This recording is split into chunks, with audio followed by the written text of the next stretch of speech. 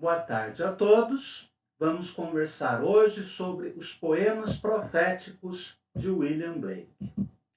Conforme já vimos nas aulas anteriores, Blake foi profundamente marcado pela leitura da Bíblia, da Divina Comédia de Dante, do Paraíso Perdido de Milton e de Shakespeare, e escreveu longos poemas como Jerusalém, Milton, o Livro de Urizen e América, em que dilui as fronteiras entre o verso e a prosa narrativa alegórica, ao mesmo tempo em que apresenta sua própria mitologia, em que figuram personagens como Albion, o homem primordial, que após sua queda dividiu-se em 4 partes, Urizen, que personifica a razão, Orc, a rebelião, Tarnas, a sensação, e Los, a imaginação, que são os 4 zoas, ou 4 partes de Albion.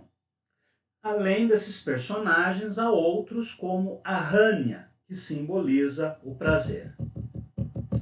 Urizen é descrito como um velho barbado que usa ferramentas de arquiteto, símbolos da maçonaria, para criar e governar o universo, além de redes ou teias com as quais ele prende as pessoas nas leis e normas sociais convencionais.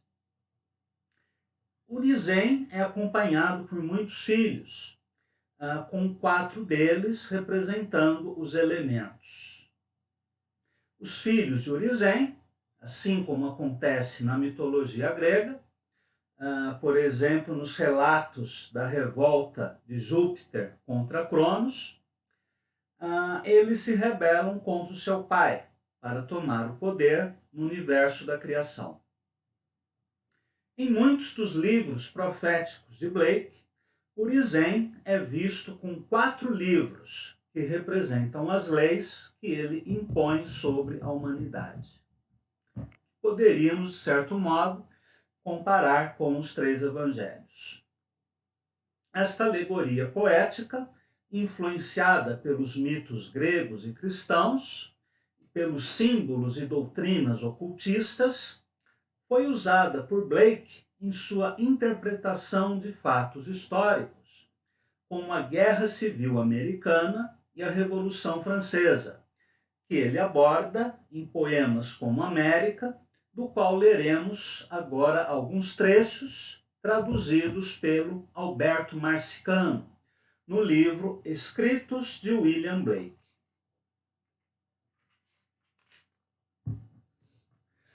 América. Sombrio estava o céu e inóspita a terra, assim como a praga que se espalha pelos trigais, assim como os gafanhotos que devastam os campos, assim como as vagas que correm as costas. A fúria, a ira, a loucura, como um furacão, assolavam a América. E as rubras flamas de Orc rugiam feéricas entre as rochas. Os cidadãos de Nova York fecham seus livros e trancam seus cofres. Os marinheiros de Boston ancoram seus barcos e correm para os cais. O escrivão da Pensilvânia arroja sua pena ao chão, e o pedreiro da Virgínia atira ao longe seu martelo. A América, já sem esperanças, é bruscamente tragada pelo Atlântico.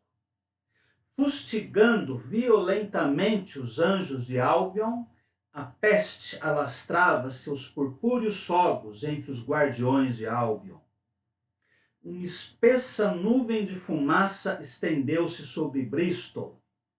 Disseminava-se a lepra em Londres, e as multidões em delírio gritavam desesperadamente, despojando-se de suas vestes. Desnudas, ao chão arrojavam as espadas e lanças.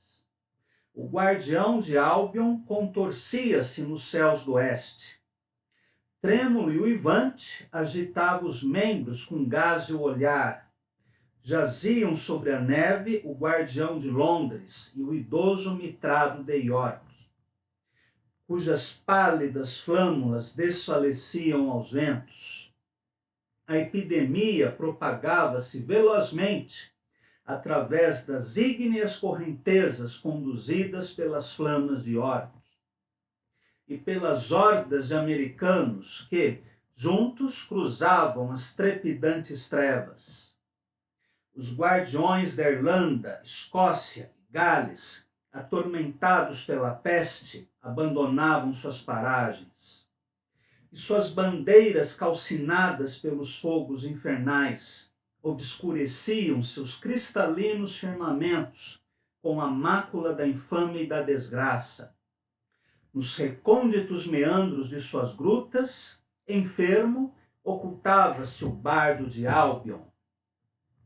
Um capuz carnoso encobriu-lhe o rosto e terríveis escamas alastravam-se por suas costas. Encobertos por negras carapaças, seus anjos começaram a assolar os céus.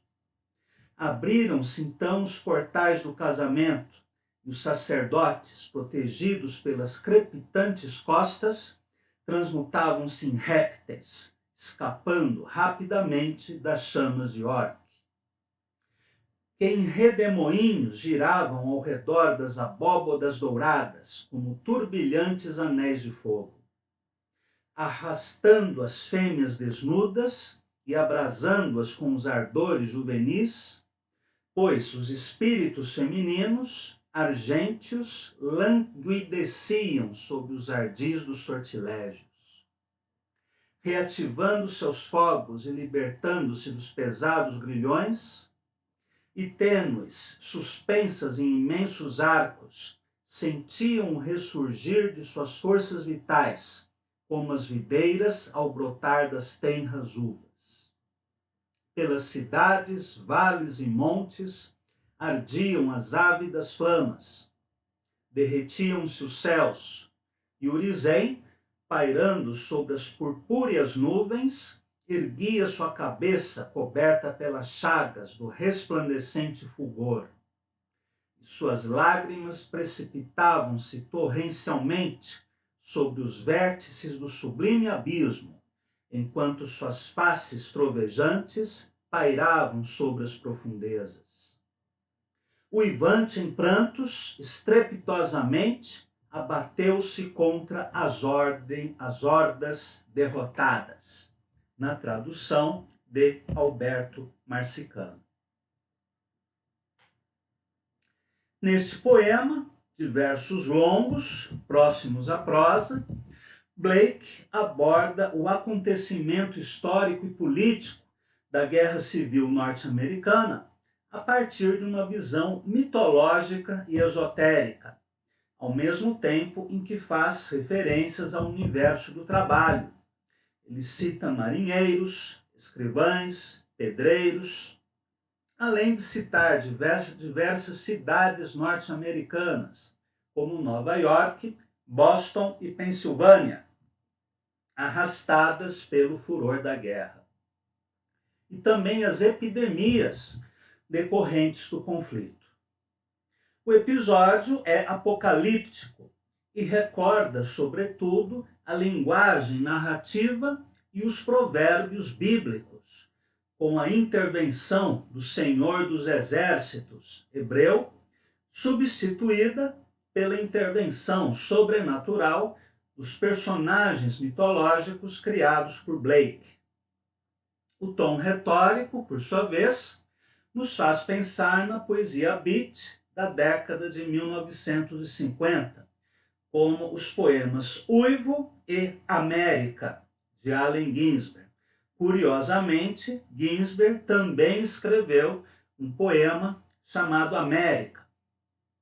Apesar de toda a beleza desse poema, de Jerusalém, de Milton, do livro de Urizen e outros poemas proféticos de Blake, aquele que ficou mais conhecido é o Casamento do Céu com o Inferno, poema híbrido construído como uma montagem formada de uma composição inicial em versos, fragmentos em prosa e uma sequência de aforismos paradoxais e enigmáticos.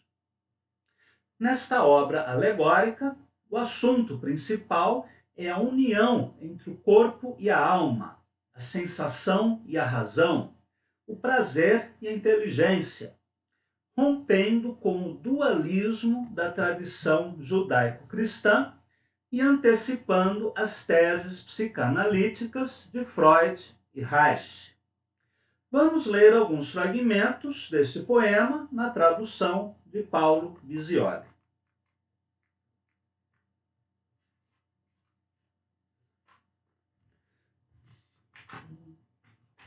A voz do demônio. Todas as Bíblias ou códigos sagrados têm sido as causas dos seguintes erros. 1.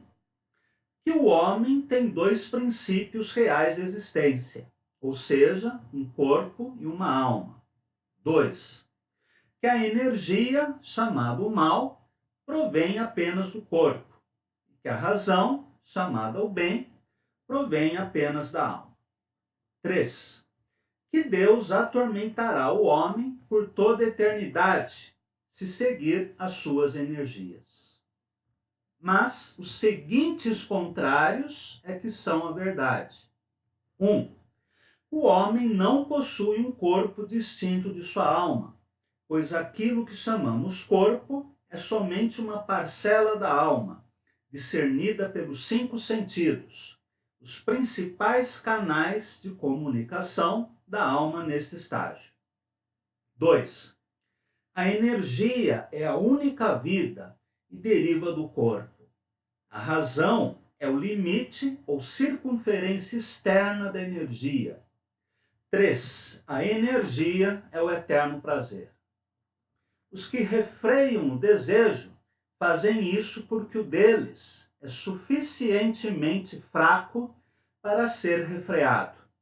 E o refreador, ou razão, usurpa o seu lugar e governa os inapetentes. E o desejo, ao ser refreado, vai aos poucos se apassivando, até que se torna apenas a sombra do desejo. A história desse fato vem relatada no Paraíso Perdido, e o governante, ou razão, é chamado Messias. E o arcanjo original, ou o dono do comando das hostes celestiais, é chamado demônio ou Satã, e seus filhos são chamados de pecado e de morte. Mas no livro de Jó, o Messias de Milton se chama Satã, pois essa história tem sido adotada por ambos os lados. Na verdade, pareceu à razão que o desejo tinha sido expulso, mas, na versão do demônio, foi o Messias que tombou, formando um véu com o que surrupiara do abismo. É o que se mostra no Evangelho, no episódio em que ele suplica ao Pai que envie o Confortador, ou desejo, para que a razão possa ter ideias sobre as quais construir. Sendo que o outro não é o Jeová da Bíblia, que é aquele que mora nas chamas ardentes. Sabei que, após a morte de Cristo, ele se tornou Jeová.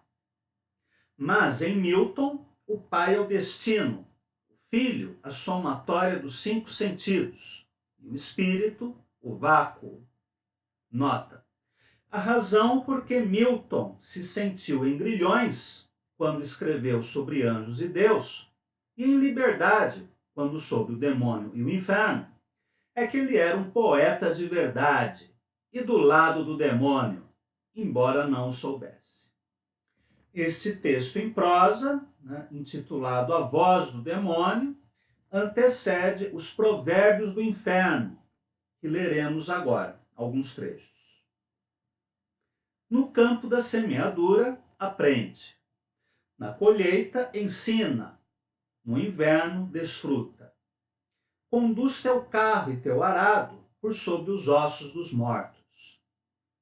A estrada do excesso leva ao palácio da sabedoria. A prudência é uma solteirona rica e feia, cortejada pela impotência. Se em América o diálogo intertextual é com o apocalipse bíblico, nesses provérbios do inferno nós temos uma ressonância intertextual do livro do Eclesiastes e dos provérbios bíblicos. Continuando. Quem deseja, mas não age, gera a pestilência. O verme partido perdoa ao arado. Mergulha no rio quem gosta de água. O tolo não vê a mesma árvore que o sábio. Outra referência intertextual são os fragmentos dos filósofos pré-socráticos, como Heráclito. Aquele cujo rosto não se ilumina, jamais há de ser uma estrela. A eternidade anda apaixonada pelas produções do tempo. Os alimentos sadios não são apanhados com armadilhas ou redes. Toma do número, do peso e da medida em ano de escassez. Um cadáver não vinga as injúrias. O ato mais sublime é colocar outro diante de ti. Se o louco persistisse em sua loucura, acabaria se tornando sábio. A loucura é o manto da velhacaria. O manto do orgulho é a vergonha. As prisões se constroem com as pedras da lei. Os bordéis com os tijolos da religião. O orgulho do pavão é a glória de Deus. A luxúria do bode é a bondade de Deus. A fúria do leão é a sabedoria de Deus. A nudez da mulher é a obra de Deus. O excesso de tristeza ri, o excesso de alegria chora. O rugir dos leões, o uivar dos lobos, o furor do mar tempestuoso e a espada destruidora são fragmentos de eternidade, grandes demais para os olhos humanos. A raposa condena a armadilha, não a si própria. Os júbilos fecundam, as tristezas geram. Que o homem use a pele do leão, a mulher a lã da ovelha. O pássaro um ninho, a aranha uma teia, o homem a amizade. A ratazana, o camundongo, a raposa, o coelho olham as raízes. O leão, o tigre, o cavalo, o elefante olham os frutos. Estes são alguns dos fragmentos, dos provérbios do inferno. O uso do aforismo por Blake, bastante moderno para a época, antecipa experiências semelhantes, que seriam desenvolvidas décadas mais tarde por autores como Nietzsche, Lautréamont e Francis Ponge. E também as pesquisas sobre a estética do fragmento. O uso do aforismo, assim como o verso livre, o poema em prosa e a poesia visual, é uma desarticulação das técnicas de versificação tradicionais e do próprio discurso lógico-conceitual, substituídos por novas formas de expressão. Blake é um dos avatares da modernidade, e sua influência foi enorme, em especial sobre o movimento surrealista, que o elegeu como um de seus santos, ao lado de Rimbaud e de Lautréamont. Ficamos por aqui hoje e na próxima semana estudaremos a poesia de Keats. Obrigado pela presença e até a nossa próxima conversa.